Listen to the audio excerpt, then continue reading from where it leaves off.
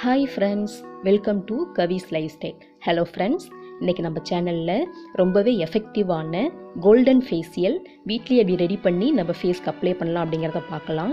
ஏதாவது ஒரு ஃபங்க்ஷன் போகணும் அப்படின்னா நம்ம மெயினாக ஃபேஷியல் பண்ணணும் அப்படின்னு ஆசைப்படுவோம். அதுக்காக நம்ம பார்லர் போனோன்னா அதிக செலவாகும். ஸோ அந்த மாதிரிலாம் செலவை கம்மி பண்ணி நம்ம வீட்டில் இருக்க பொருளை வச்சு எப்படி பண்ணலாங்கிறத பார்க்கலாம். நான் அதுக்காக ஒரு 5 பாதாம் எடுத்து நைட்டே ஊற வச்சு எடுத்து வச்சுருக்கேன்.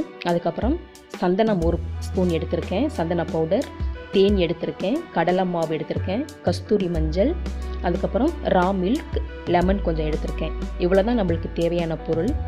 இதை நம்ம யூஸ் பண்ணியே ஃபேஸ் பேக் போட்டோம் அப்படின்னா ரொம்பவே எஃபெக்டிவாக இருக்கும், க்ளோயிங் ஸ்கின் கிடைக்கும், நல்லா சூப்பராக இருக்கும். பார்லர் போய் நம்ம ஃபேஷியல் பண்ணிட்டு வந்த மாதிரியே இருக்கும்.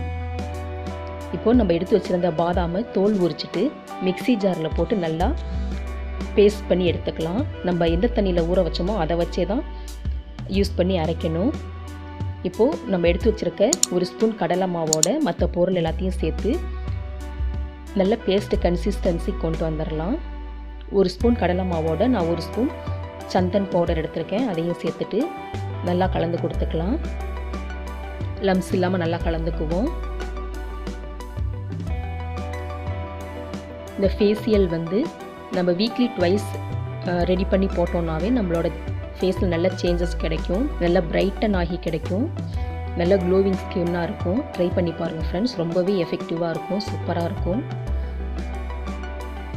இப்போ நம்ம இதோட கஸ்தூரி மஞ்சள் கொஞ்சம் சேர்த்துக்கலாம். 1/4 ஸ்பூன் கஸ்தூரி மஞ்சள் நான் எடுத்து சேர்த்துக்கிறேன்.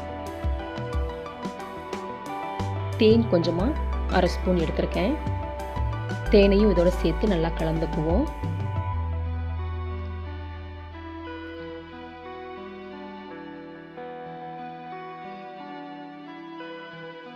இப்போ நம்ம அரைச்சி வச்சுருந்த பாதாமையும் நம்ம இதில் சேர்த்து நல்லா மிக்ஸ் பண்ணிக்கலாம். நல்லா மிக்ஸ் பண்ணிவிட்டு நம்ம எடுத்து வச்சுருக்க லெமனையும் இதோட கொஞ்சம் புழிஞ்சு நல்லா மிக்ஸ் பண்ணிக்கணும். லெமன் நல்லா ப்ளீச்சிங் ஏஜெண்ட்டாக இருக்கும், நம்ம ஃபேஸ்க்கு நல்லா ஒயிட்டன் கொடுக்கும்.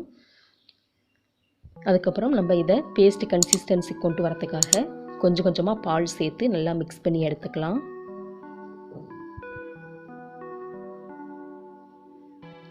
எல்லாத்தையுமே நல்லா லம்ஸ் இல்லாமல் நல்லா மிக்ஸ் பண்ணி எடுத்துக்கணும். பாருங்கள், பார்க்கவே எல்லோயிஸாக எவ்வளோ சூப்பராக நம்மளுக்கு ஃபேஸ் பேக் ரெடியாகி கிடச்சிருக்கு.